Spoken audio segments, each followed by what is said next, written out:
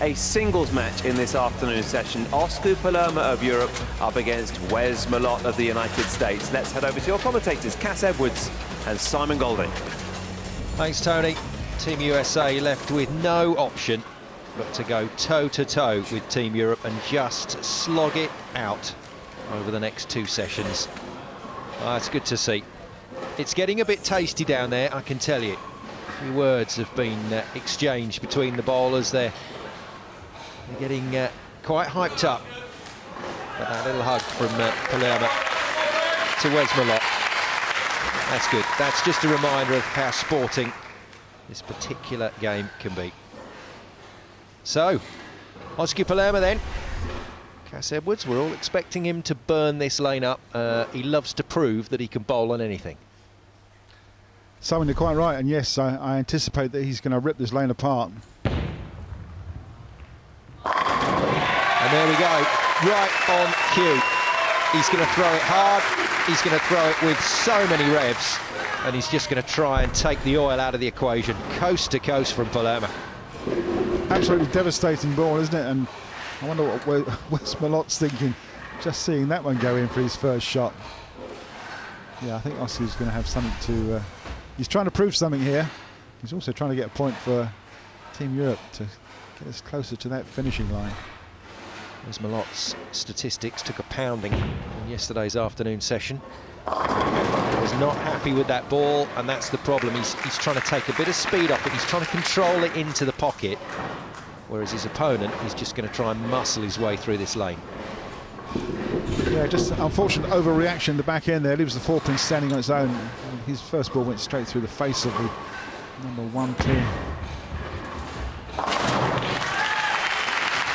With a stick at the foul line with the lead foot from Malott. Listen to this, the European fans in the crowd here in Barnsley, right behind their former European captain, Palermaa. Had a real tough time of it, didn't he, after that defeat back in 2012, which is the current record for the biggest ever winning margin. That was by the USA. That's right, yes, we tend not to want to talk about that too much. But on a positive attitude, the last time in session 2 when Oski played Wes, he shot 257 to Wes's 160, so that was a bit one-sided. There's your problem that Palermaa is going to have in this match. If he doesn't throw the line that he needs to throw, the two-hander can make all sorts of horrible things happen to the pins. Just hurried on, didn't it? Didn't get back, and the 2-8-10 is almost an impossible split. Now Oski may try and back this one up. He may try and hook this ball one-handed from left to right. Or will he just go for the 2 pins? Let's see. Yeah, I think he's playing it safe. No, he's backed it up. Oh, it's a brilliant effort. Well, you rarely see that, and there are few players that can actually do it. But Palermaa has just thrown that in the opposite direction to the way he would normally throw it and nearly spared it. Just unbelievable, isn't it? Look, a great looking shot. He's carried the 2 pins, almost took that 10 pin away. It's the only way he could have got it. Unfortunately, it is an open frame, and look how far his score's dropped already. To a maximum 268. Pressure back on Wes to do something here.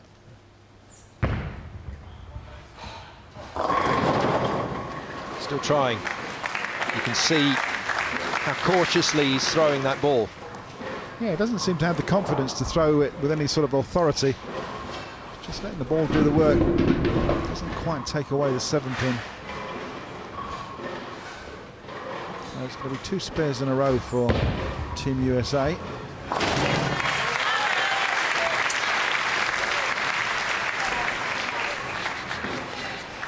Now, Palermaa, he's an interesting character. He's got quite a bullish persona down there on the lane. Generally a quiet player, keeps himself to himself, but there's something about him when he gets in these situations that makes him try and battle his way through it. Sometimes it works for him, sometimes it doesn't. Needs to recover from that last open frame. And doesn't. Problems for Team Europe. Yeah, obviously looking for a strike. Didn't quite make it this time again. The ball's just a fraction wide, light on the head pin. Some real pin action there, but the 10-pin won't go. Here comes the one-handed 100-mile-an-hour all-power shot from Oscar Palermaa. And who would want to be that pin, crikey. New pin, please. Palermaa, real powerhouse, demolishing that spare. Yeah, Not a happy man. As I say, he's had some major wins this year on the continent. He had a big win in Kuwait and Thailand, and the Monster World Tournament in Tokyo, where he picked up first prize of 10 million yen. And I'm not going to convert that for you, but it's a lot of money. I was just going to say, do you know what's missing? It's the fan. He's just taken that out to dry the hand off. Now Malott trying to finesse it into the pocket. I think that's Oscar's and Europe's only hope in this match, that Malott keeps bowling like this. Wes has changed his line here, moved way left on the approach with his feet, looking to open the lane up and got too much reaction in the back end. So he has the 3-pin and the 10-pin. A little split, and the ball will go between them. It needs accuracy to take it away. And the errant first shot that he was experimenting with. He's made the spare. It kind of evens the game up almost. Just keeps his nose in front. Does Big Nasty with this one. Look how far over he goes to throw that spare. Now, no surprise to see a ball change here from Oscar Palermaa. Yep, well spotted, Simon. Saw this ball used a few times over the last couple of days by different players, but it was Oscar that made it talk yesterday. Hasn't made it talk today, I'm afraid. Again, just getting out a little wide, not coming back into the pocket. A little bit fortunate here, I thought, as you saw, the ball just hurried on. It didn't snap back to the pocket at all. Hit the hip and went straight on, and was fortunate to pick out the 8-pin out of the 2-pin and the 10-pin. Could have been a nasty split.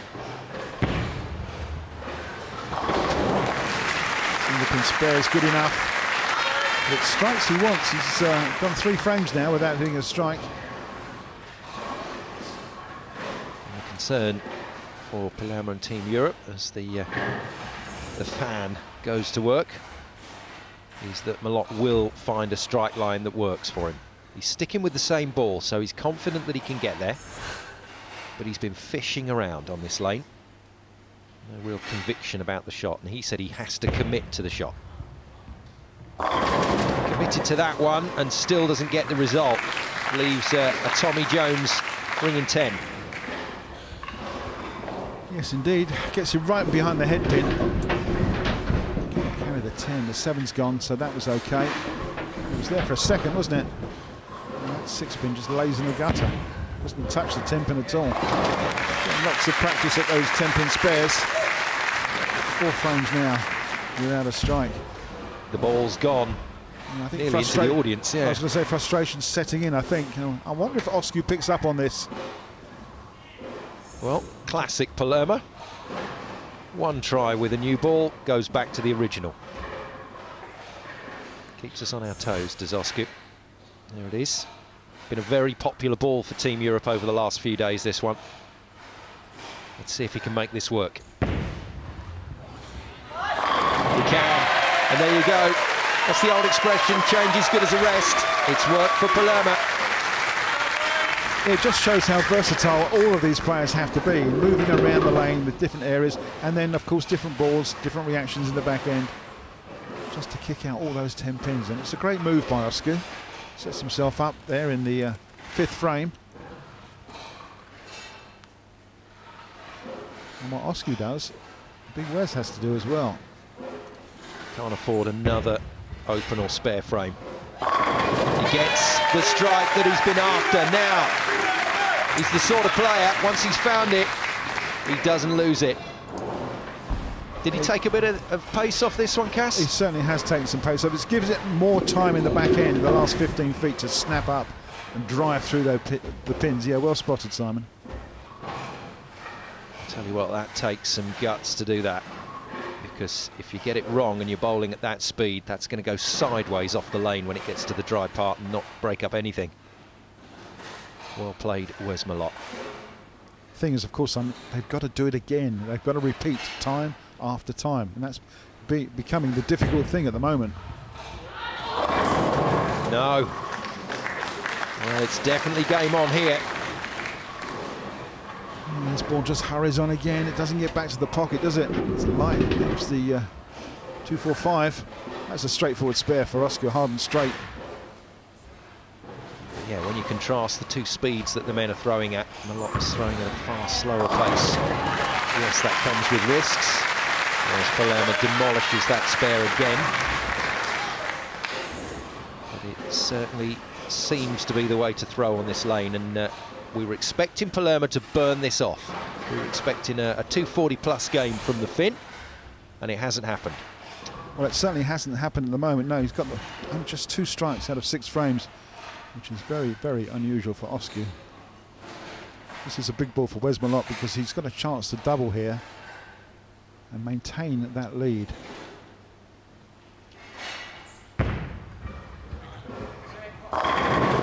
No!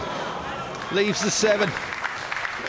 Well, haven't we seen some corner pins left in this tournament so far? Both sides of the lane, 7 pins and 10 pins by all players. And there's just another one, stands there defiantly in the corner. There's a couple of flying pins around it, but just no contact whatsoever. In the land of spares, a double is king. In goes more tape to the thumb hole. Just trying to make that fit nice and snug around the thumb. That's what generates that popping noise. If you just listen, you hear a pop as the ball is released. That's the thumb coming out of the ball. Dumps it down to take out the spare, but as I said, it's game on. Crowd in Barnsley know it. 6 frames down. Nobody's doubled yet. Both seem to be struggling just a little bit. And Cass, this could be the big match. This could be the match that dictates where we go from here at Weber Cup 16. Well, the thing is, it could be 3 in a row for USA if Wes gets his game together, but at the same time, yeah, if Oscar throws a few strikes, Team Europe will just be 2 wins away from the Weber Cup. Got it. I didn't think that was coming all the way back, but it came back with a vengeance. Well, it's the rotation on the ball that Oscar generates. It's maybe just a fraction light in the pocket, probably a slower delivery, but it's mixed them up. It is the rotation on the ball that sets up that chain reaction within the pin deck. There you go then. Slower appears to be better on this 45 feet of oil. That's exactly what Wes Malott said in his interview ahead of this game. Got it again, slow, controlled, brilliant from Malott. Strikes and spares equally the last 3 frames. Malott just maintains that 9-pin lead.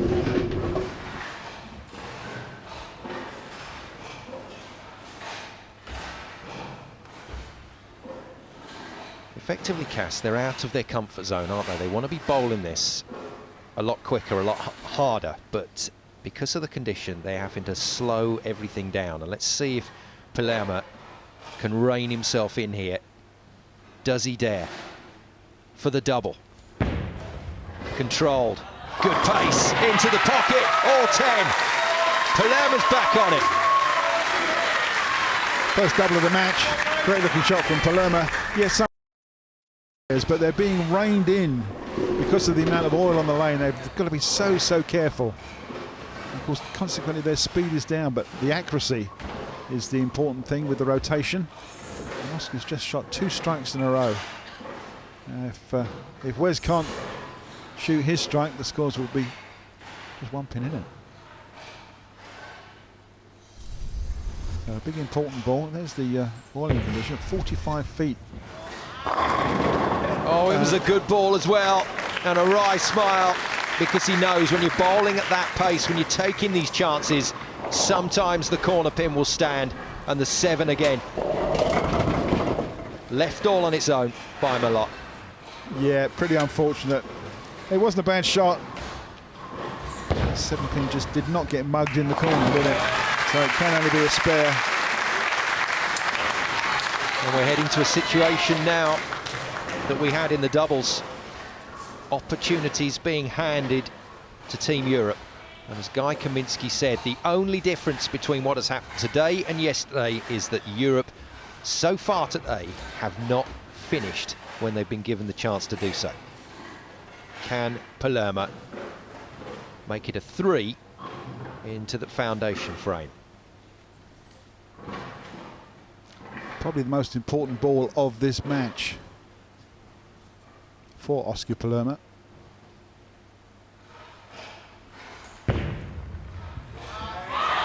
It's brilliant.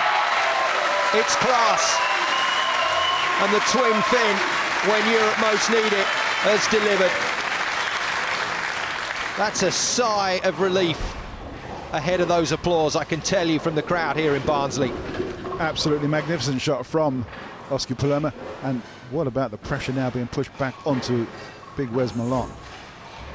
Strike or nothing for the big nasty. Well, it really has to be, yes.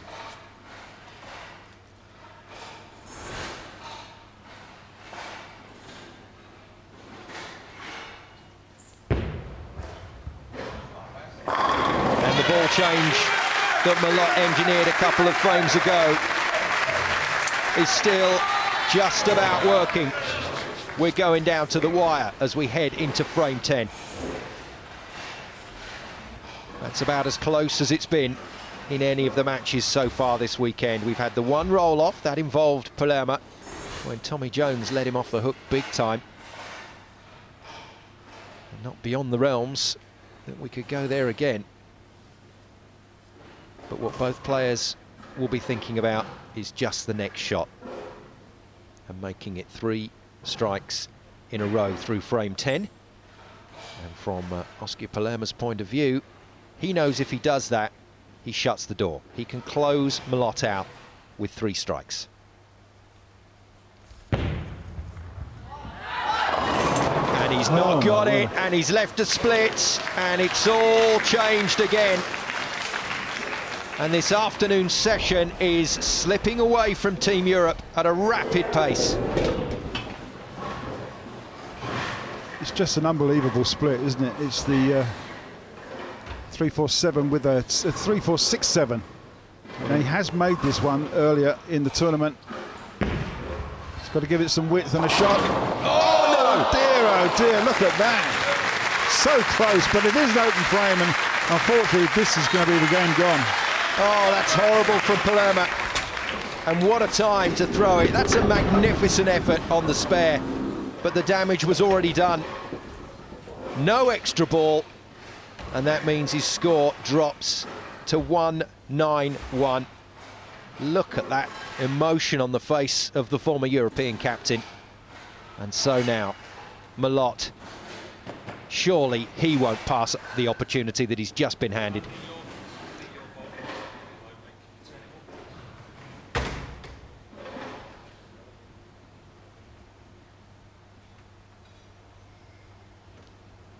A little bit of chat off to the side of the lane.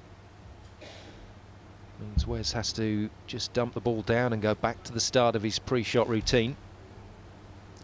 Yeah, a strike will win it. A spare and a strike will also win it. Yeah, he's got a couple of routes here to go. Big Wes on his way to a big point for Team USA. And that celebration at the end, Cass, just a reminder, the stakes aren't done yet. A strike when he needed it. Unfortunately, Oscar gave him the opportunity to go through the door, and he's done just that. And look what that means, the expression on his face. Just fantastic body language. A great result for Team USA. Europe had their chance, but Oscar couldn't follow through in the 10th frame.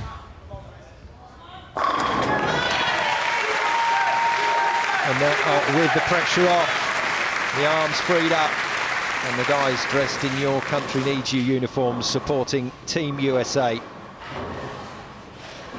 finally seeing this fantastic squad come to life at Weber Cup 16, and that means alarm bells for Team Europe.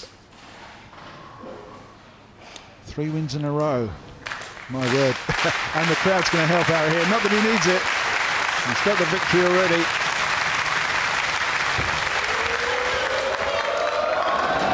Four strikes in a row for Big Wes and a super 216-191 victory. And more importantly, another point on the board for Team USA. That pulls it back to a 7-point deficit. Europe leading 14-7. And for those of you that thought Team USA didn't want this, think again. Doubles to come after